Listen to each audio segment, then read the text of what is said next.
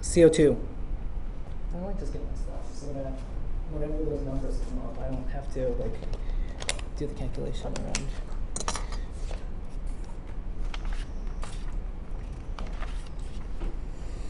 All right, so CO2.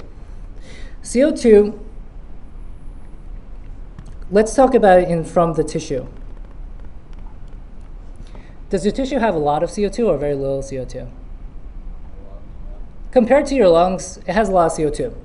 And CO2, once again, it does something really similar to oxygen. So what it does, it goes into tissue, it goes into the plasma.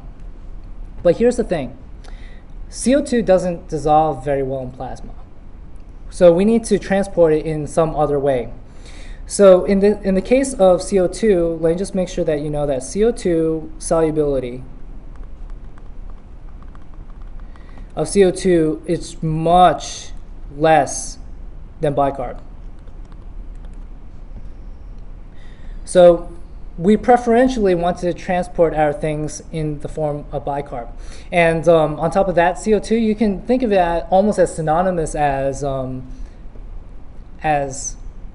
acid. So like when you put CO2, I mean, you could dissociate it when you change it to carbonic acid, and that could acidify your blood. So like a lot of times you can think of it like CO2 is going to drop the pH of your blood. You don't want that. So bicarb is a better way to transport.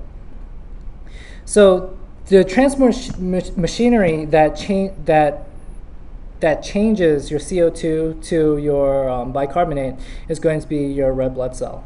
Your red blood cell has all the machinery in order to do it. So let's take a look at your red blood cell. Carbon dioxide can easily go through because it's nonpolar, it's not charged, it can pass through membranes very easily. Unfortunately, it's not very soluble, so we're going to change that CO2 into our bicarb. So the first thing we need to do is we need to use this enzyme called carbonic anhydrase. And carbonic anhydrase will make H2CO3. However, this carbonic acid will then dissociate. It will dissociate into this hydrogen, and then it will dissociate also to HCO3 minus. And we need to deal with these things. So let's talk about where these things go. First thing is hemoglobin is a carrier for hydrogen ions. So what this hydrogen can do is that it can bind onto hemoglobin and it can make this entity called HHB. That's one.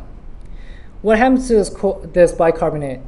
This bicarbonate leaves the cell through this pump. It's a chloride bicarb pump. And what it will do is it will bring a chloride ion for every bicarb it takes out.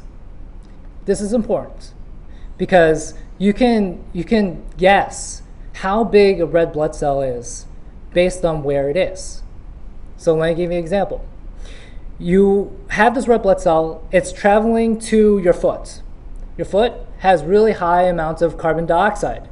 If it has a lot of carbon dioxide, this reaction is occurring. Carbonic anhydrase is going to go. Can you guess how big your cell would be? It would be big or small? It will be big. Why? Because your chloride is coming into your cell.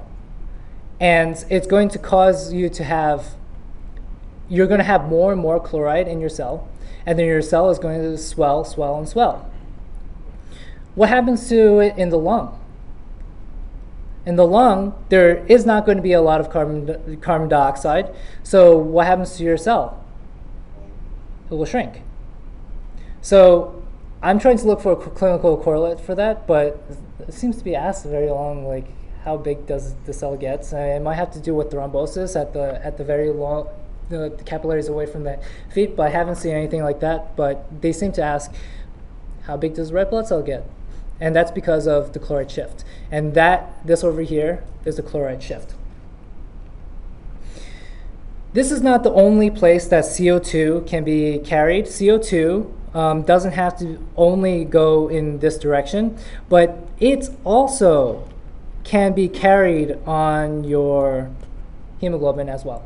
And that's going to be in the form of carbamino hemoglobin, and we'll talk about that more when we go to the board and how they affect. Any questions? I must be doing really well or doing really bad.